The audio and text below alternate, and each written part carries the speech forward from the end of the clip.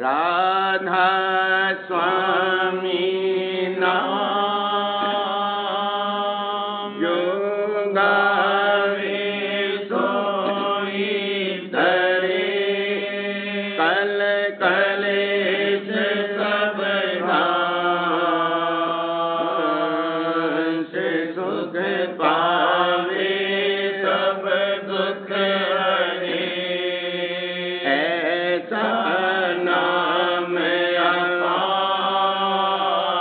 अपार कोई भेद न जाने जो जाने सो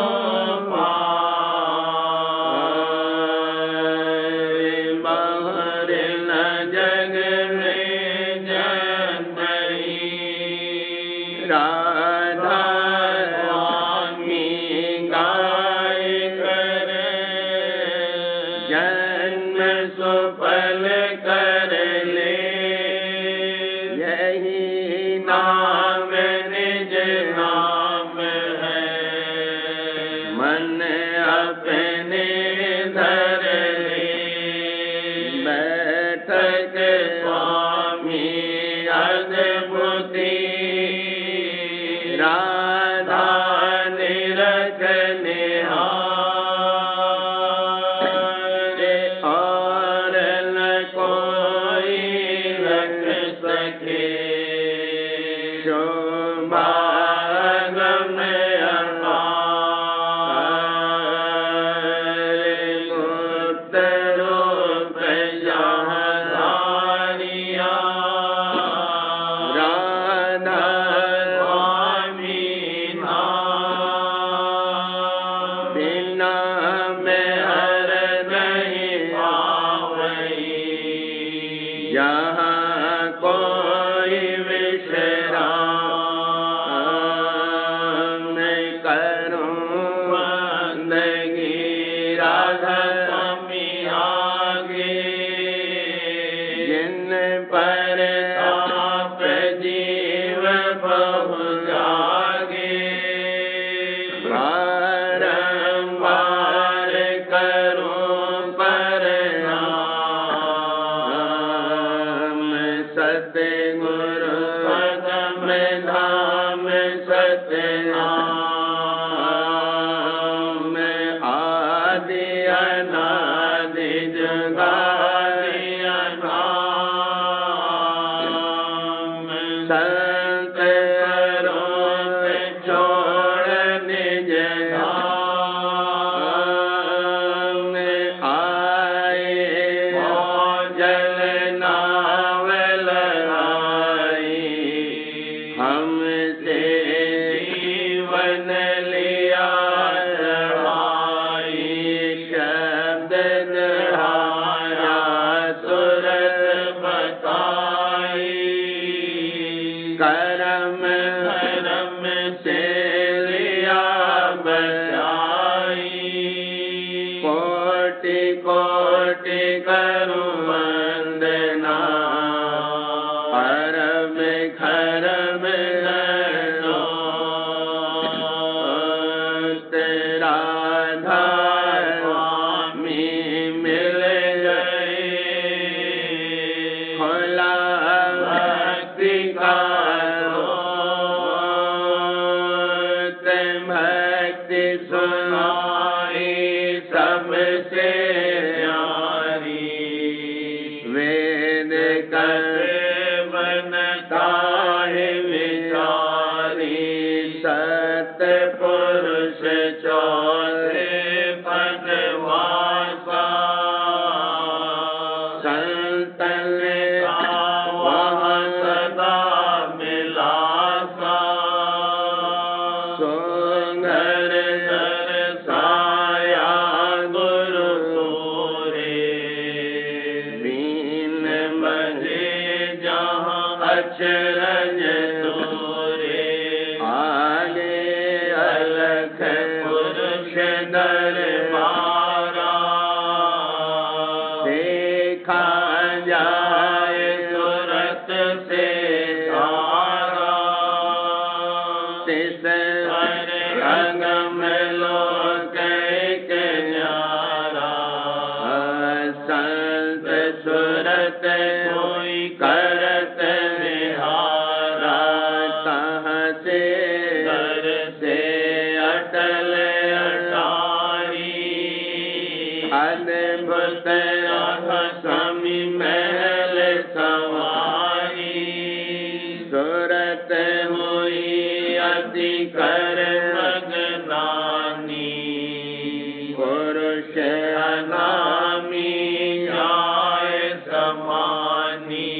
करूं बंदगी राधा स्वामी आगे, जिन पर ताप जीव बहु जागे, करूं बंदगी पिता प्यारे आगे, जिन पर ताप जीव बहु जागे।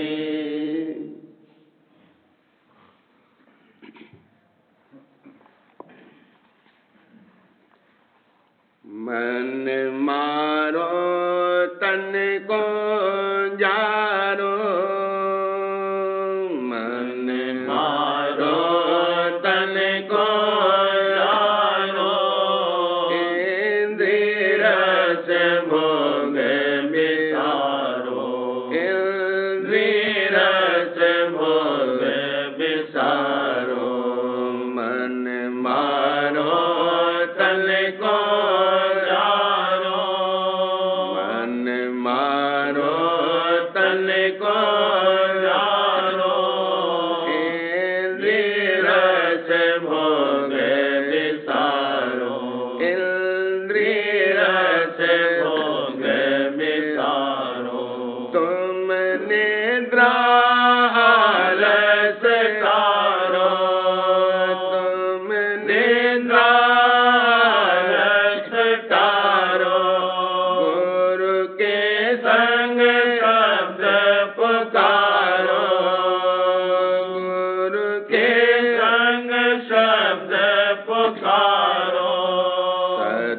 संग तुम नित ही हारो, सत्संग तुम नित ही हारो, गुरु दर्शन नित निहारो, गुरु दर्शन नित निहारो, मन से जो दम दम हारो, मन से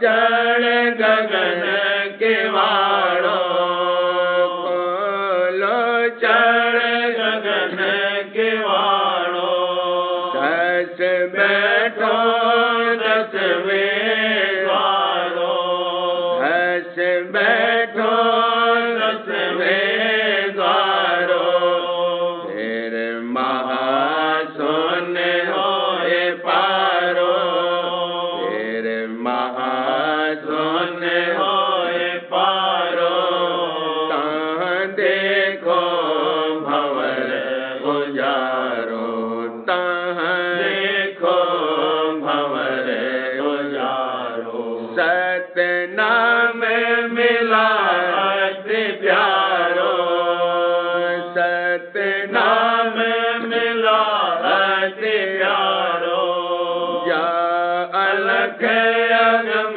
को धारो, जा अलख अगम को धारो, राधा स्वामी धाम अपारो, राधा स्वामी धाम अपारो, दिया सतगुरु परम उदारो, दिया सतगुरु परम उदारो, मन मारो तन को जारो, मन मारो तन को जारो, इंद्रिय रस भोग बिसारो, इंद्रिय रस भोग बिसारो, धाम अपने चल भाई धाम अपने चलो भाई पराए देश क्यों रहना, पराए देश क्यों रहना। हम अपने चलो भाई धाम अपने चलो भाई पराए देश क्यों रहना, पराए देश क्यों रहना। काम अपना करो जाई पराए काम नहीं फंसना, काम अपना करो जाई पराए काम नहीं फंसना। नाम गुरु का संभाले चल, नाम गुरु का संभाले चल, यही है दाम गठबंधना, यही है दाम गठबंधना। जगत का रंग सब मैला दुलाले मान यह कहना, जगत का रंग सब मैला दुलाले मान यह कहना। भोग संसार कोई दिल के, भोग संसार कोई दिन के सहज में त्याग से चले, सहज में त्याग से चलना। सरल सतगुण कहो दृढ़ करो यह काज मिल रहना, सरल सतगुण कहो दृढ़ करो यह काज मिल रहना। सूरत मन थाम अब घट में, सूरत मन थाम अब घट में पकड़ धुन ध्यान हर गगना, पकड़ धुन ध्यान हर गगना। फंसे तुम जाल में भारी बिना ऐसे ज्योति नहीं खोलना, फंसे तुम जाल में भारी बिना ऐसे ज्योति नहीं खोलना। गुरु अब दया कर कहते, गुरु अब दया कर कहते, गुरु अब दया कर कहते।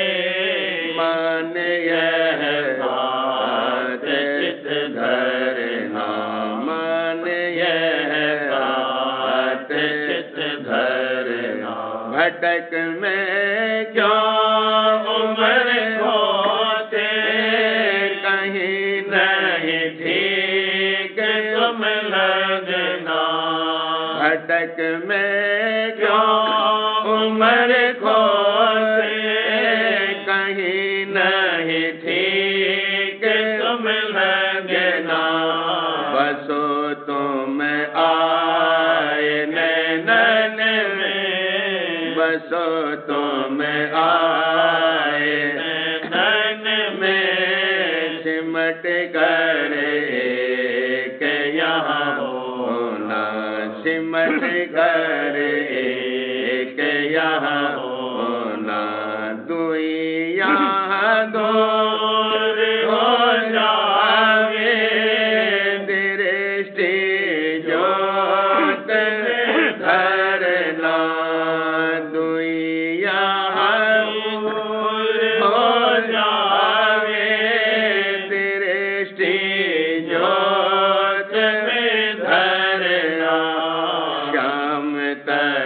से को गहना श्याम तज से को गहना सूरत को तान धुन सुनना सूरत को तान धुन सुनना बंक के द्वार धस बैठो तेरे कुटी जाए कर लेना बंक के द्वार धस बैठो तेरे कुटी जाए कर लेना सुन चढ़ जा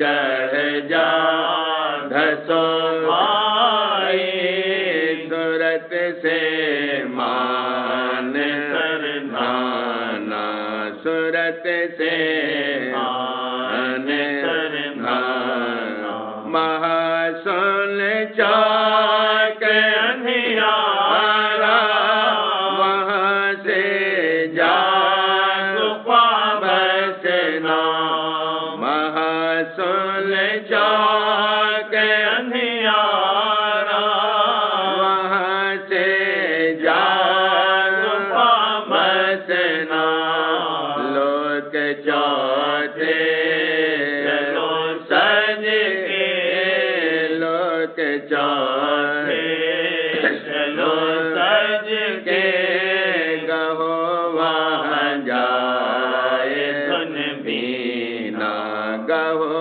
वहाँ जाए सुन बीना अलख यार अगम के पारा अजम एक मैल दिखलाना अलख यार अगम के पारा अजम एक मैल दिखलाना वहीं राधा स्वामी मिलना वहीं राधा स्वामी मिलना हुआ मन आज अति मगना हुआ मन आज अति मगना धाम अपने चलो भाई धाम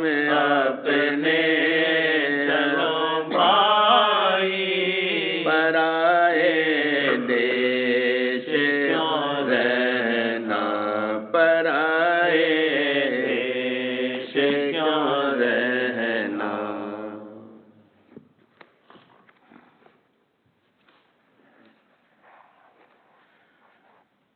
सूरत निज घर बेसरानी हो सूरत निज घर बेसरानी हो जगत में पाए कुशन जगत में पाए कुशन सूरत निज घर बेसरानी हो रहे मन इंद्रिय संग भर माय रहे मन इंद्रिय संग भर माय उठावत नित नित नई तरह उठावत नित नित नई तरह गुरु बिन कौन समारे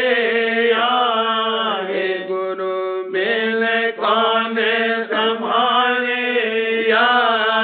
करावे वो ही मन से जन करावे वो ही मन से जन करावे वो ही मन से जन मेहर से मन का मुख मोड़े मेहर से मन का मुख मोड़े चढ़ावे सूरत अधर उमर चढ़ावे सूरत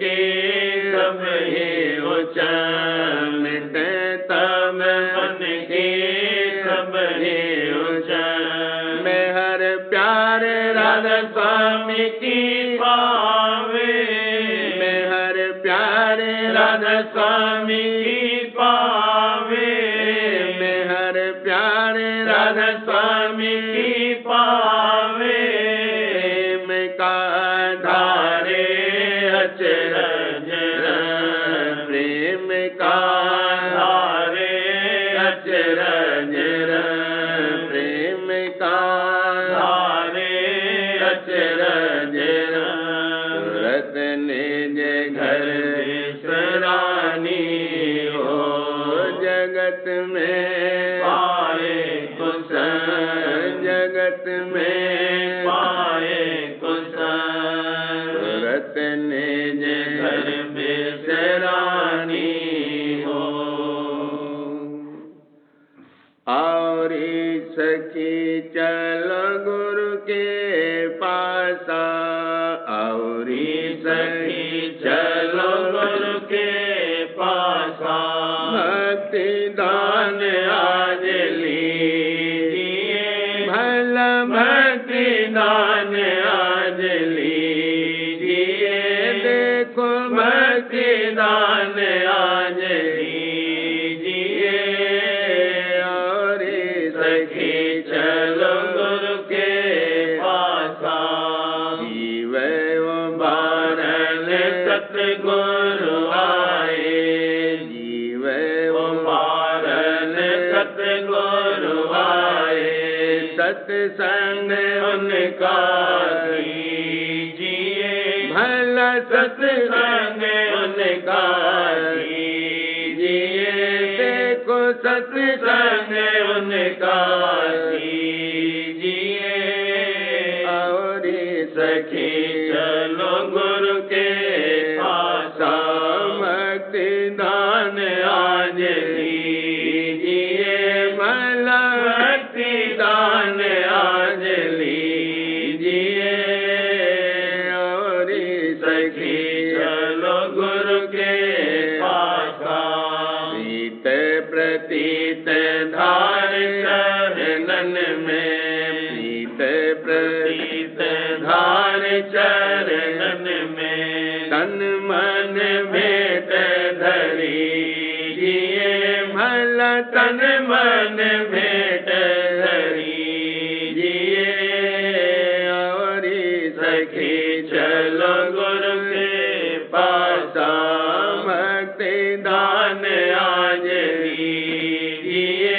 भला भक्ति दान आज लीजिए और सखी चलो गुरु के पासा दृष्टि जोड़े उन दर्शन करना दृष्टि जोड़े उन दर्शन करना चित दे वचन सुनीजिए भला चित दे वचन सुनीजिए देखो चित दे वचन सुनीजिए और सखी चलो गुरु के पासा वचन कहो चाहे अमृत धारा वचन कहो चाहे अमृत धारा वचन कहो चाहे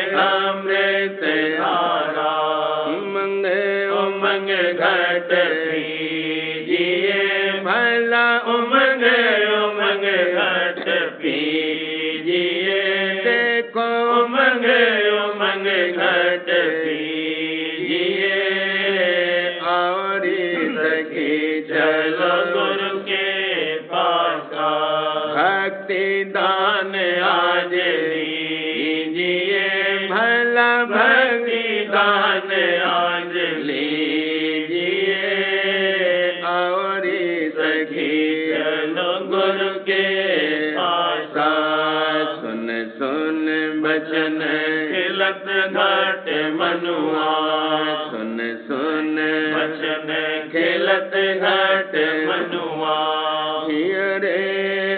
उमंग भरी जिए भला हियरे उमंग भरी जिए देखो हियरे उमंग भरी जिए औरी सखी चलो गुरु के पासा भक्ति दान आज लीजिए भला भक्ति दान आज लीजिए औरी सखी चलो गुरु के पासा गुण देख जग का परमारथ गुण देख जग का परमारथ कर्म धर्म तज दीजिए भला कर्म धर्म तज दीजिए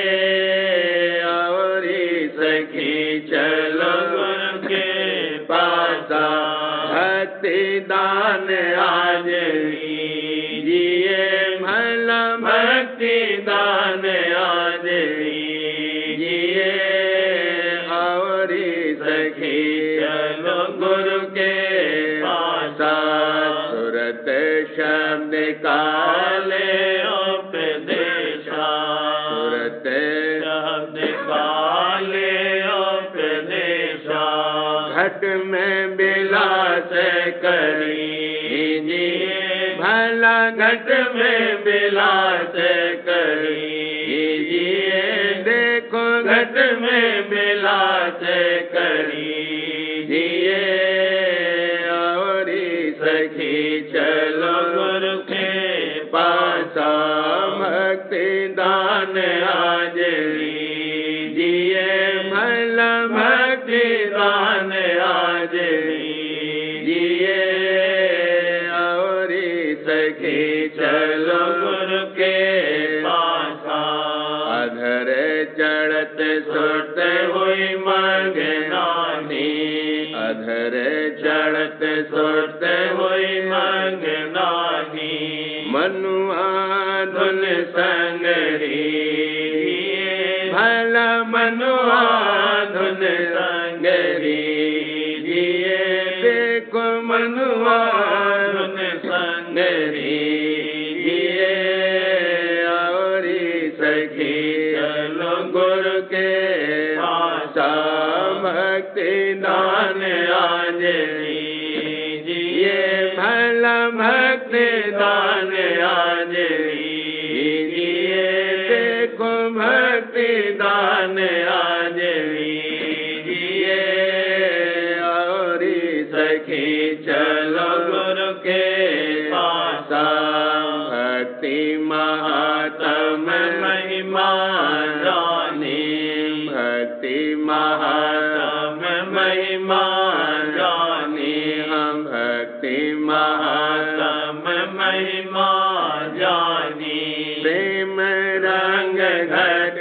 भीजिए भला प्रेम रंग घट भीजिए देखो प्रेम रंग घट भीजिए औरी सखी चलो गुरु के पासा भक्ति महात्म महिमा जानी भक्ति महात्म महिमा जानी प्रेम रंग घट भीजिए भला प्रेम रंग घट भीजिए देखो प्रेम रंग घट भीजिए औरी सखी चलो गुरु के पासा भक्ति दान आज लीजिए भला भक्ति दान आज लीजिए औरी सखी चलो गुरु के पासा समरत सतगुरु राधा स्वामी पाए समरत सतगुरु राधा स्वामी पाए समरत सतगुरु राधा स्वामी पाए शीस चरण में दीजिए चरण में दीजिए, उन शीस चरण में दीजिए, और सके चलो गुरु के पास। समरथ सतगुरु राधा स्वामी पाए, समरथ सतगुरु राधा स्वामी पाए, शीस चरण में दीजिए, भला शीस चरण में दीजिए, देखो शीस चरण में दीजिए, और सखी चलो गुरु के पास। भक्ति दान आज दीजिए, भला भक्ति दान आज दीजिए, और सखी चलो गुरु के पास।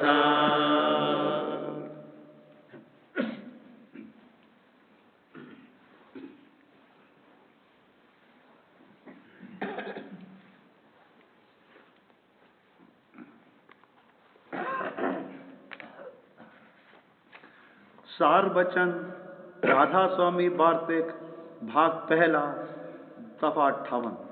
ऐसे लोग जो कि ब्रह्म ज्ञानी अपने को कहते हैं आजकल बहुत हैं और अपने को सबसे उत्तम जानते हैं। ब्रह्म ज्ञान हकीकत में इन सब अभ्यासों से जिनका जिक्र पीछे हुआ बहुत बड़ा है, पर जो सच्चा होवे और जो पोथियां पढ़कर ज्ञान हुआ उसका नाम विद्या ज्ञान है। उससे मोक्ष कभी हासिल नहीं होगी, क्योंकि ज्ञान के ग्रंथों में जगह जगह लिखा है कि तत्व ज्ञान मनोवासना नाश, यानी जब तक कि मन और वासना का नाश न होगा तब तक तत्व यानी मालिक का ज्ञान हासिल न होगा, और मन और वासना का नाश बिना योगाभ्यास के मुमकिन नहीं है। फिर जब तक कि योग की साधना नहीं करे तो वह ज्ञान वाचक है। इस कदर तो हर एक शख्स जिसको विद्या हासिल हुई कह सकता है और समझ सकता है। फिर इसमें क्या बड़ाई हुई और मन और इंद्रियों का क्या दमन हुआ। आजकल जो अपने ताई ब्रह्म ज्ञानी कहते हैं, जो उनसे पूछा जावे कि कहो क्या साधना करके तुमने ज्ञान पाया, तो नाराज हो जाते हैं। बाजे कहते हैं कि पिछले जन्म में कराए। जो यह बात सही होती तो उनको साधना की जुक्ति की खबर होती, यानी यह जरूर होनी चाहिए थी, क्योंकि ब्रह्म ज्ञानी और ब्रह्म में कुछ भेद नहीं है। ये कहा है कि ब्रह्मविद ब्रह्मैव भवति, और दूसरा इज़ा तमोल फकर कहो अल्लाह। फिर सूफी या ज्ञानी को सब हालतों की खबर होना चाहिए, और इन ब्रह्म ज्ञानियों का यह हाल है कि इनको अपने मन और इंद्रियों की भी खबर नहीं कि वे क्या क्या काम उनसे करा रही हैं।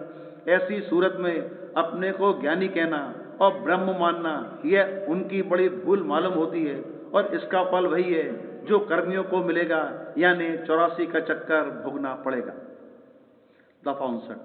जो पिछले वक्तों में ज्ञानी हुए, जैसे कि व्यास और वशिष्ठ और राम और कृष्ण, वे सब योगेश्वर ज्ञानी थे और प्रकाशक थे, और चारों साधन उनके पूरे हुए थे। और इस वास्ते वे यह कैद लगा गए कि जिसमें यह चार साधन नहीं है वह ज्ञानी नहीं हो सकता, बल्कि ज्ञान के ग्रंथों के पढ़ने का अधिकारी भी नहीं है। और वह चार साधन ये हैं: पहला बैराग, दूसरा विवेक, तीसरा खट संपत्ति। इसमें 6 साधन हैं। पहला सम, दूसरा दम, तीसरा उपरति, चौथा प्रतीक्षा, पांचवा श्रद्धा, छठा समाधानता और चौथा मोक्षता। आजकल के ज्ञानियों में इनमें से एक साधन भी नजर नहीं आता। उन्होंने घर त्यागने को बैराग समझा, और पोथी पढ़ने और विचारने को विवेक, और खट संपत्ति को भी ऐसे ही अपने में घटा लिया कि देर अबेर भूख प्यास की बर्दाश्त है, सर्दी गर्मी की भी थोड़ी बहुत बर्दाश्त कर लेते हैं। कभी इंद्री और मन भी वक्त पढ़ने और विचारने पोथियों के रुक जाते हैं, और ज्ञानियों से मिलना और ज्ञान के ग्रंथों के पढ़ने और पढ़ाने के शौक को मुमुक्षुता समझ लिया। जब यह समझ है तो अब उनसे क्या कहा जावे।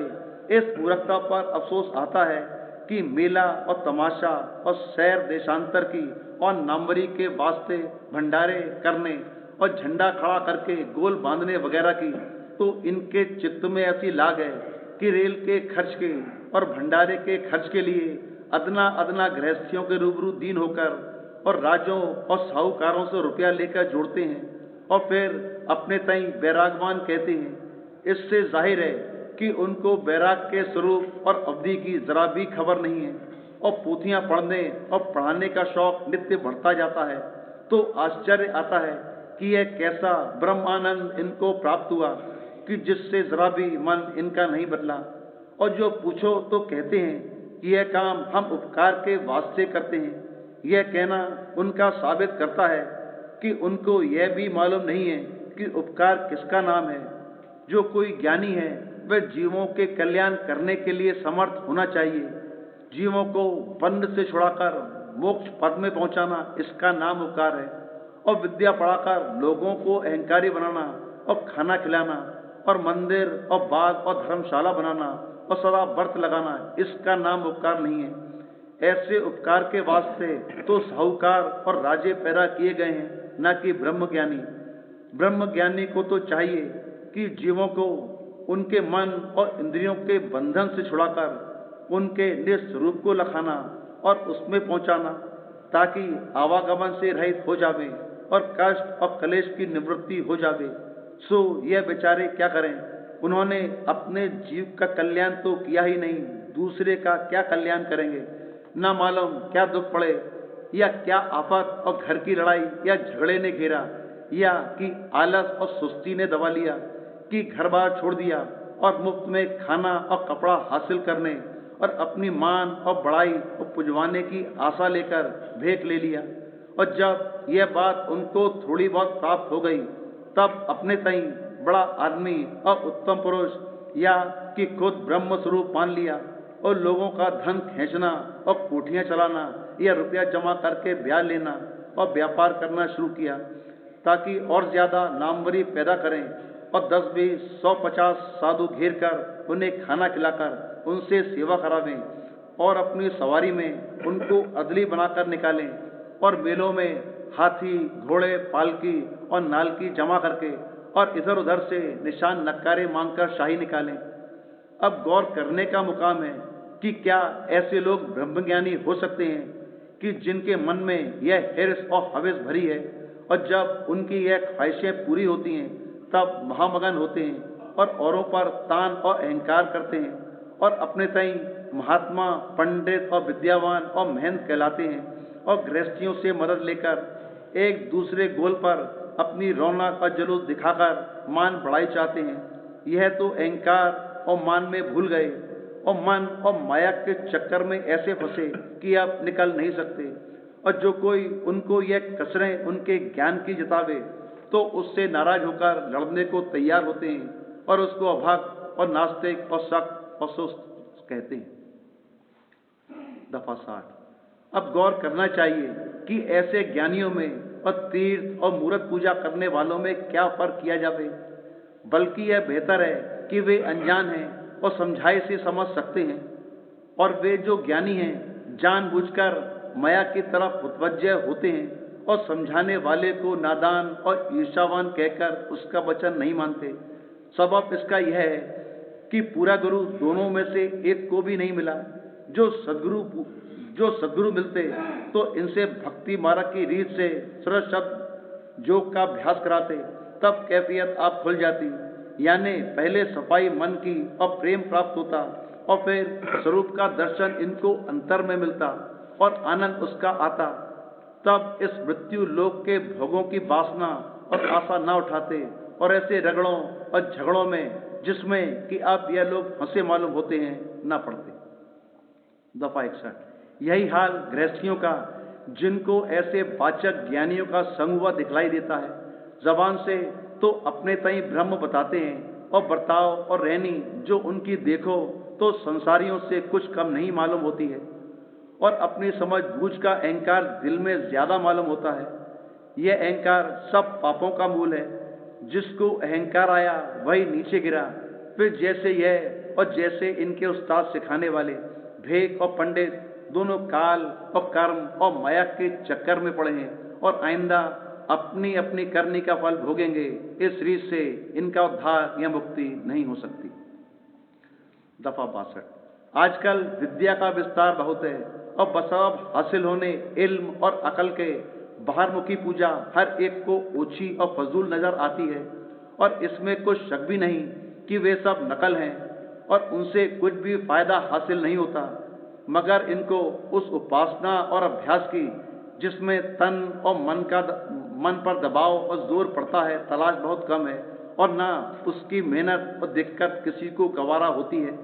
इस वास्ते कुल मतों के विद्यावान ज्ञान मत को पसंद करके उस पर एतकाद लाते हैं और पाचक ज्ञानी या सूफी या ब्रह्मज्ञानी बनते चले जाते हैं, पर अपनी हरत को जरा भी नहीं परखते और न दूसरों से परखाते हैं, और विद्या बुद्धि की दलीलों से लोगों को कायल माकूल करने को तैयार रहते हैं। गौर का मुकाम है कि जब तक काम और क्रोध और लोभ और मोह और अहंकार मौजूद हैं, तब तक पूर्ण ब्रह्म पद कैसे प्राप्त हो सकता है। अगर दो चार ग्रंथ पढ़कर समझ लेने का नाम ब्रह्म ज्ञान है, तो ऐसे ब्रह्मज्ञानी बनने में क्या मेहनत पड़ती है। हर एक शख्स जिसको किसी कदर विद्या और बुद्धि हासिल है, वही ज्ञान के ग्रंथ पढ़ सकता है, पर सफाई अंतर की मन और इंद्री को रोककर और बात है, यह बिना योगाभ्यास के हासिल होना नामुमकिन है।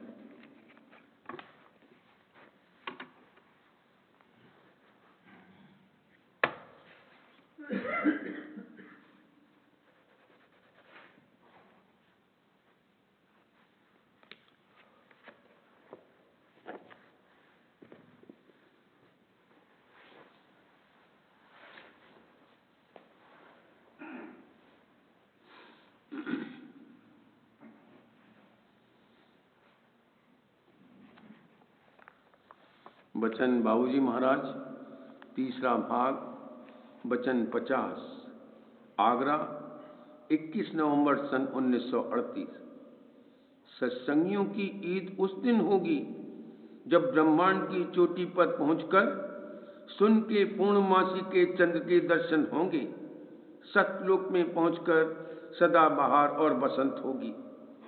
इंसान का चोला कुल रचना का नमूना है। नीचे से नीचे जो रचना का पैदा है और जहाँ चैतन्य अत्यंत न्यून है, सिर्फ आकार देने लायक है, वहां से लेकर राधा स्वामी धाम तक कुल रचना छोटे पैमाने पर इंसान के चोले में मौजूद है। इंसान के चोले में आकर सब नक्श या सुराग यानी चक्र, कमल और पद्म इस तौर से बन गए हैं कि उनसे माफकत रखने वाले लोग, देश और मंडलों का जौहर और मसाला वहां पर मौजूद है। अगर किसी चक्र या कमल या पद्म को जगाया और खोला जावे, तो उससे ताल्लुक रखने वाली रचना से धार वहां की नली में होकर आ सकती है और उस रचना से सिलसिला कायम हो सकता है। जगाने और खोलने से मतलब यह है कि वहां बाहोश जा सके, यानी वहां पहुंचकर पूरा होश रख सके। यह कैफियत कि सब चक्र, कमल और पद्म का मौजूद होना और इस तरह से बन जाना कि अभ्यास करके वे खोले जा सके, सिर्फ इंसानी चोले में है और कहीं यह बात नहीं है। बाकी सब जगह कार्रवाई करने वाले 3 चक्र, 3 कमल या 3 पद्म तो अलग अलग बने हुए हैं, वह उनकी कार्रवाई होती है। बाकी के चक्र, कमल और पद्म महज एक नुक्ते में धरे रहते हैं, जो कि जगाए और खोले नहीं जा सकते। हर जगह 3-3 चक्रों में कार्रवाई होती है। पैदा होना, पालन पोषण करना और पैदा होने व पालन पोषण के बाद जो नाकिस और फासिद मसाला इकट्ठा हो, उसको खारिज करना, यह 3 चक्रों की या 3 गुणों की कार्रवाई एक जर्रे और परमाणु तक में पाई जाती है। गुदा चक्र के नीचे रचना का वह हिस्सा है जो नर्क कहलाता है। वहां घोर अंधकार है। प्रकाश वहां भी है, क्योंकि बिना प्रकाश यानी चैतन्य के तो कोई आकार नहीं बन सकता, मगर अत्यंत ही न्यून यानी कम है। नीचे के 3 चक्रों गुदा, इंद्री और नाभि में अंधकार बहुत है और पशुवत कार्रवाई होती है। भैरव इंद्री चक्र का एक देवता है। काशी में काल भैरव के मंदिर में जहाँ की भैरव मूर्ति रखी है, निहायत अंधेरा रहता है। मूर्ति के सामने एक छोटा सा धुएंदार दिया जलता है, जिसके धुएं से वह जगह भरी हुई रहती है और बड़ी भयंकर, डरावनी और क्रोध से भरी हुई शक्ल है।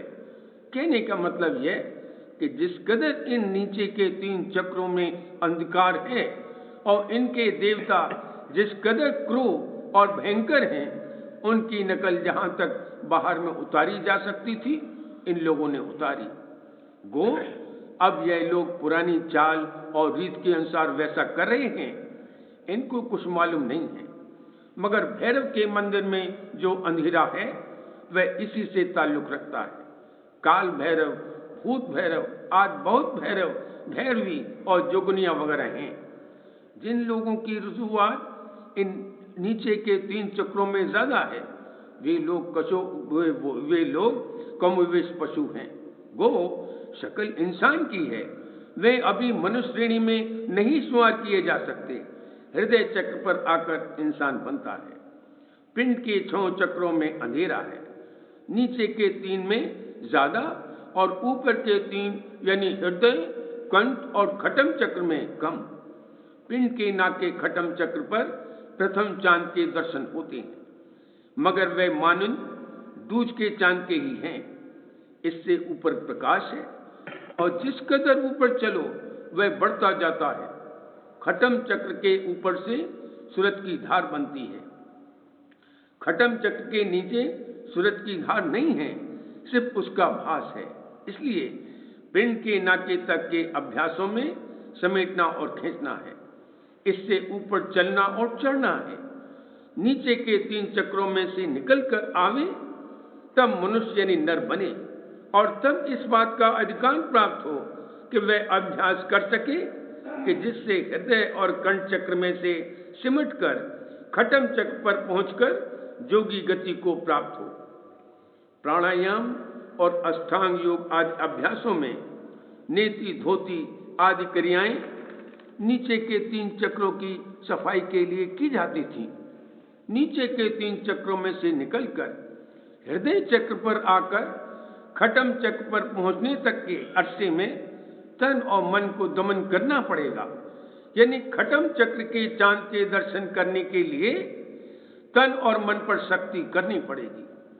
महीने भर तक रोजे रखने का मतलब और संबंध इसी से है। दिन भर कुछ न खाए, शाम को थोड़ा सा आहार करे, रात को वजीफा पढ़े और इबादत व मुनाजात करे, ऐसा शरीयत में लिखा है। मगर उसके हुक्म के मुआफिक करने वाला तो कोई इक्का दुक्का होगा, बाकी सब पाखंड और लीक पिटाई करते हैं। दिन भर तो कुछ नहीं खाया, यहां तक कि थूक भी नहीं निकला, मगर शाम को इतना खा लिया कि जितना मामूली दिनों में दिन भर में नहीं खाते होंगे, और फिर पड़ गए। इबादत वगैरह का नाम भी नहीं, इसका नाम रोजे रखना नहीं है। खैर, जो उसूल और मतलब रोजे रखने का है वह बयान कर दिया गया है। 1 महीने के बाद यानी जब खटम चक्र पर पहुंचे और वहां के दूज के चंद्रमा के जो मेहराब की शक्ल में होता है दर्शन हो, तब ईद हो सकती है। मोहम्मद साहब को कमर यानी चांद के दर्शन हुए थे और वे उसको शक करके यानी फाड़ कर आगे गए, और फिर उनको ज्योति के दर्शन जैसे फानूस में से रोशनी आती है उस तरह से हुए। हमारी मत में ईद उस दिन होगी जब पिंड के परे ब्रह्मांड की चोटी पर पहुंचकर शून्य यानी 10वें द्वार के चंद्र के, जो कि पूर्णमासी का चंद्र है और जिससे कि संसार के कुल मतों और मजहबों के ईश्वर, परमेश्वर, परमात्मा, खुदा वगैरह वगैरह पैदा हुए, दर्शन होंगे। उस चंद्र के दर्शन के लिए हृदय में विरह पैदा करनी चाहिए और अपने ऊपर उदासीन अवस्था गुजारनी चाहिए। यानी जब तक 10वें द्वार के चंद्रमा के दर्शन न हो, कोई खुशी और ईद मनाई नहीं जा सकती। बकौल मनम बईद जे यारम मरा बईद जे कार, मुझे 30 त्योहार से क्या काम, मुझे तो स्यापा ही स्यापा है क्योंकि मैं अपने यार से दूर हूं। यानी मैं अपने मालिक से दूर हूं। मुझे ईद और खुशी से क्या मतलब? सिर्फ उतना ही आहार खाना चाहिए जितने की जीवन पालन करने के लिए जरूरत है। यानी जिंदगी कायम रखने भर के लिए थोड़ा सा आहार करें और यहाँ के भोग विलास आदमी जहां तक हो सके कम से कम बरते। हमेशा उदासीनता बनी रहनी चाहिए और मालिक की भक्ति और उपासना करनी चाहिए। इस तरह संयम और जतन आदि रखते हुए अभ्यास करके सूरज सबसे न्यारी होकर यानी छड़ी होकर शून्य में पहुंचेगी। तब बड़ी प्रकाशमान चंद्रमा के दर्शन मिलेंगे और तब सच्ची ईद और खुशी का दिन आवेगा। फिर तो हमेशा खुशी है और सतलोक में पहुंचकर सदा बहार और बसंत होगी। बारे बारे करूं बीनती राधा स्वामी आगे, दया करो दासा मेरे चित करनन लागे। जन्म जन्म रही भूल में नहीं पाया मेरा, काल कर्म के जाल में रही भोगत वेदा। जगत जीव हर मत फिरे नित चारों आगी, ज्ञानी जोगी पिल रहे सब मन की कहानी। भाग जगा मेरा आदि का मिल सतगुरु आई। राधा स्वामी धाम का मोह वेद जनाई। ऊंचे से ऊंचा देश है वह अधर ठिकानी। बिना संत पावे नहीं सुरत शब्द निशानी। राधा स्वामी नाम की मोह महिमा सुनाई। मेरे अनुराग जगाए घर पहुँचो भाई। साध संग सार रस मन पिया प्रेम लगा गुरु चरण में मन शांत न आई। तड़प उठे कल रहूं कस पिया घर आई। दर्शन रस नित नित लहूं गए मन फिरताई। सुरत चढ़े आकाश में कर मिलाता। धाम धाम निर्गत चले पावे निज घर वासा। यह आशा मेरे मन बसे रहे चेत उदासा। विनय सुनो कृपा करो दीजे चरण निवासा। तुम बिन कोई समरथ नहीं जाते मांगो गाना। प्रेम धार बरहा करो खोलो अमृत खाना। दीन दयाल दया करो मेरे समरथ स्वामी। शुक्र करो गावत रहूं नित राधा स्वामी। दीन दयाल दया करो मेरे समरथ स्वामी। शुक्र करो गावत रहूं नित राधा स्वामी। शुक्र करो गावत रहूं नित राधा स्वामी। बारे बारे करूं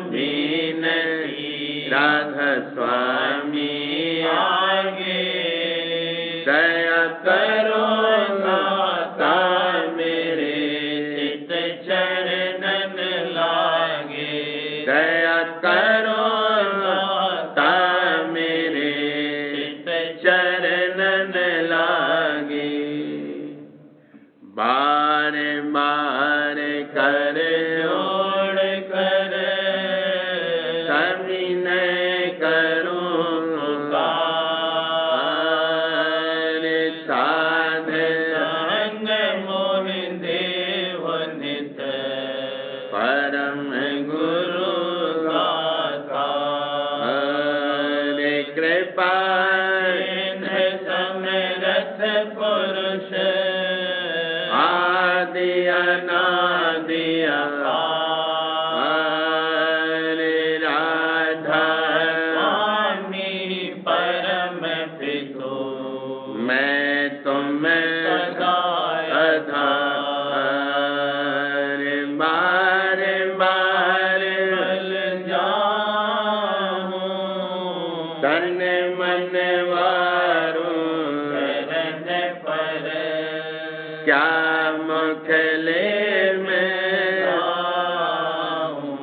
मैं हर करी यश कृपा कर धन्य धन्य गुरुदेव दया सिंधु पूर्ण धनी नित्य करूं तुम सेव अचल भक्ति मोहि प्रभु दीन अधीन अनाथ हाथ गा तुम आने कर हम राखो नित साथ दीन दयाल कृपा निधि काम क्रोध मद लोभ सम विद्या गुण हार प्रभु राखो मेरी लाज तुम द्वारे अब पड़ा राधा स्वामी गुरु समरथ तुम बिन और न दूसरा हमें करो दया पर तुम डरे विलम्ब क्यों दया करो मेरे साईया देव प्रेम की बात दुख सुख कुछ व्यापे नहीं छोटे सब उत्पात दया करो मेरे साईया देव प्रेम की बात दुख सुख कुछ व्यापे नहीं छोटे सब उत्पात